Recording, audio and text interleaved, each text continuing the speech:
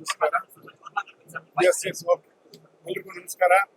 ಎಲ್ಲ ವಾಹಿನಿಗಳಿಗೂ ಒಂದು ನೋಡಿದ್ದೀರಿ, ಕೊನೆವರೆಗೂ ನೋಡಿದ್ದೀರಿ.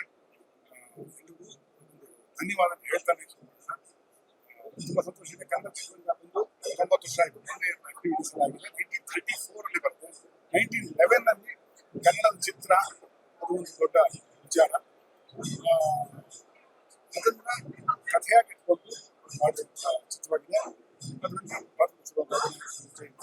ಮತ್ತು ಜೀವನ ಮ್ಯೂಸಿಕಲಿ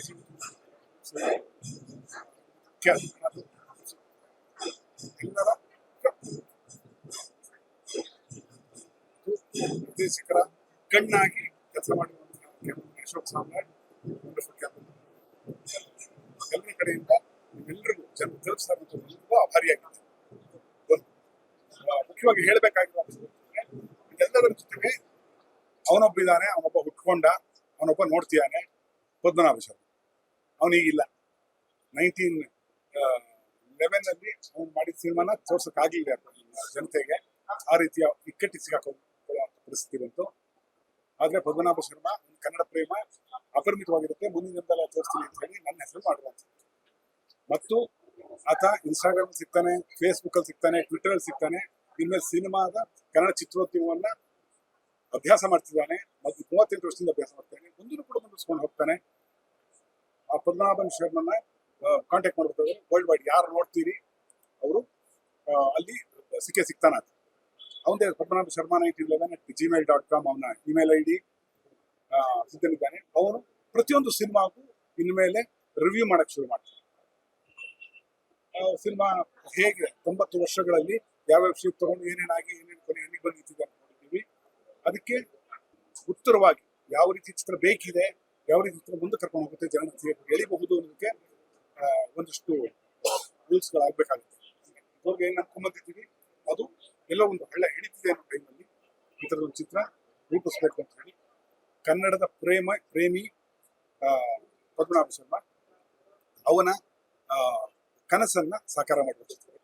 ಹಾಗಾಗಿ ಈ ಕಥೆಯನ್ನ ಸ್ಟ್ರಾಟಜಿಕಲಿ ರೂಪಿಸಿರುವಂಥದ್ದು, ಕಾರ್ಯತಂತ್ರ ಇಟ್ಕೊಂಡು ರೂಪಿಸಿರೋದು. ಸುಮ್ಮನೆ ಏನೋ ಹೊಳಿತು ಬರೆದು ಜನ ಹೋಗ್ತಾರೆ ನಾವು ಆ ಥರ ಹೋಗೋದು. ಕನ್ನಡದ ವಿಶೇಷವಾದ ಏನಂದ್ರೆ ಕನ್ನಡದ ಸ್ಟ್ರೆಂತ್, ಕನ್ನಡದ ಬಹಳಷ್ಟು ಪ್ರಯತ್ನಗಳು, ನೀವು ಇತಿಹಾಸ ಓದಿದ್ರೆ ಗೊತ್ತಾಗುತ್ತೆ, ಪ್ರಯತ್ನಗಳು ಫಲಕಾರಿ ಆಗಲಿಲ್ಲ. ಸುಮಾರು 20, 22, 23 ವರ್ಷ 11 1934 23 ವರ್ಷಗಳ ಕಾಲ ಕನ್ನಡದವರು ಮೂವ್ ಮಾಡೋಕ್ಕಾಗದಂತ ಪರಿಸ್ಥಿತಿ ನಿರ್ಮಾಣ ಆಗಿತ್ತಂತೆ. ಅದು ಬೇಕಾದ್ರೆ ದಾಖಲೆಗಳು ಕೂಡ ಅನಿಸಿದೆ. ನಾನು ಸಾಕ್ಷಿ ಇದೆ, ಅಷ್ಟು ರಿಸರ್ಚ್ ಮಾಡ್ಕೋತೀನಿ. ಏನೋ ಮಾಡ್ಬೇಕು ಅದಕ್ಕೆ ಸಂಶೋಧನೆ ಅಂತಾನೆ ಹಾಕಿದೆ. ಸುಳ್ಳು ಕಥೆ ಅಂತ ಆ ಥರದೊಬ್ಬ ವ್ಯಕ್ತಿ ಇದ್ದಿರಬಹುದು. ಅವನಾಗಿದ್ದರೆ ಇನ್ನು ಯಾವ ರೂಪದಲ್ಲಿ ನಿರ್ದೇಶನ ರೂಪದಲ್ಲಿ ಬರ್ಬೋದು. ಸೊ ಈ ತರಹದ ಪ್ರಕೃತಿಯ ಇದು ಒಲವು ಕೂಡ ಸಹಕಾರ ಕೂಡ ನಮಗಿದೆ. ವಿಶೇಷವಾಗಿ ಎಲ್ಲಕ್ಕಿಂತ ಮುಖ್ಯವಾಗಿ ನಾನು ಅಶೋಕ್ ಬಗ್ಗೆ ಒಂದು ಮಾತಾಡಬೇಕು. ಇದು ನನ್ನ ಅವರ ಪೂರೈಸಿದ್ದೇನೆ. ಕ್ಯಾಮ್ರಾ ಏನ್ ಬೇಕು ಹೇಗೆ ಅಂತಂದಾಗ ಅದನ್ನ ಹೇಳ್ಬೇಕು. ಈಗ ನಮ್ಮ ಕೈಲಿ ಪೆನ್ನಲ್ಲಿ ಬರ್ತಿರ್ತೀವಿ, ಅದನ್ನ ಕ್ಯಾಮ್ರಾದಲ್ಲಿ ಬರೀಬೇಕು. ಆ ಕ್ಯಾಮ್ರಾ ಝೂಮ್ ಓಡಾಡ್ಬೇಕು. ಅದು ಡಿಸ್ಟರ್ಬ್ ಆಗ್ಬಾರ್ದು. ಸೊ ಅದನ್ನ ಅಚ್ಚುಕಟ್ಟಾಗಿ ಯಾವ ಫೋಕಸ್ ಪುಲ್ಲಿಂಗ್ ಸಹಾಯ ಇದೆ ಸರ್ ನಾ ಮಾಡ್ತೀನಿ ಸರ್. ಆ ಫೋಕಸ್ ಪುಲ್ಲಿಂಗ್ ತುಂಬಾ ಇದು ಟೇಕ್ಗಳು ಹೋಗ್ತಾ ಇರುತ್ತೆ, ಸ್ಟ್ರೆಸ್ ಆಗುತ್ತೆ. ಅಶೋಕ್ ಸಾಮ್ರಾಟ್ ನಾನು ಮುಂದೆ ಹೇಳಿ ತುಂಬಾ ಕಾಸ್ಟ್ಲಿ ಬಟ್ ಅದ್ಭುತ ಕೆಲಸಗಾರ.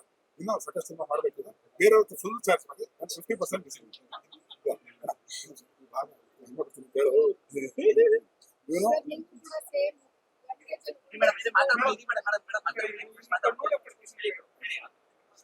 ಒಂದು ಸಿಂಪಲ್ ಪಾಯಿಂಟ್ ಅಂದ್ರೆ ನಮ್ಗೆ ನನ್ನ 12-13 ವರ್ಷದಿಂದ ಇವ್ರನ್ನ ಫಾಲೋ ಮಾಡ್ಕೊಂಡು ಇರ್ತಾ ಇದ್ದಾರೆ.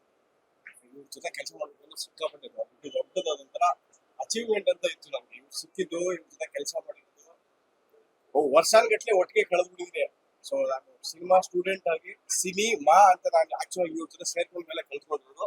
ಸೊ ಅದಕ್ಕೆ ನಾನು ಕೃತಜ್ಞನಾಗಿರ್ತೀನಿ. ಯಾವತ್ತು ನಾನು ಇವತ್ತೇ ಆಕ್ಚುಲಿ ಕಂಪ್ಲೀಟ್ ಆಗಿ ಫಿಲಮ್ ನೋಡಿರೋದು. ಕನ್ನಡ ಸಿನಿಮಾ ಅಂತ ನಾನು ಗೊತ್ತೇ ಇರಲಿಲ್ಲ. ನಮಗ್ ಗೊತ್ತಾಗ್ತಿರ್ಲಿಲ್ಲ. ಇವ್ರು ಏನ್ ಹೇಳ್ತಾರೆ ಅಷ್ಟು ಮಾತ್ರ ಮಾಡಿದ್ ಗೊತ್ತಿತ್ತು. ನಾವ್ ಏನ್ ನಡೀತಿದೆ, ಹೆಂಗ್ ನಡೀತಿದೆ, ಏನ್ ಮಾಡ್ತಿದ್ವಿ, ನಮಗ್ ಜಡ್ಜ್ಮೆಂಟ್ ಅಂತ ಏನೋ ಗೊತ್ತಿರಲಿಲ್ಲ. ನಾವ್ ಇವ್ರನ್ನ ಕೇಳಕ್ಕೂ ನಮಗ್ ಧೈರ್ಯ. ಎಲ್ಲರೂ ಕೆಲಸ ಮಾಡೋದು, ಎಣ್ಣೆ ಹೊಡೆದು ಮಲಗೋದು ಈ ತರ ಇತ್ತ ಪೂರ್ತಿ ಕೆಲಸ ನಿಂತ್ಕೊಂಡಿದ್ದು ಗೊತ್ತಾಗಿರೋದು. ಅಲ್ಲ ಇವ್ರು ಏನ್ ಹೇಳಿದಾರೆ ಅಷ್ಟು ಬಿಟ್ರೆ ನಾನು ಎಕ್ಸ್ಟ್ರಾ ಏನು ಮಾಡೇ ಇಲ್ಲ. ಬಟ್ ನಾನು ಓವರ್ ಆಲ್ ಸಿನಿಮಾ ನೋಡಿದ ಮೇಲೆ ಬನ್ನಿ.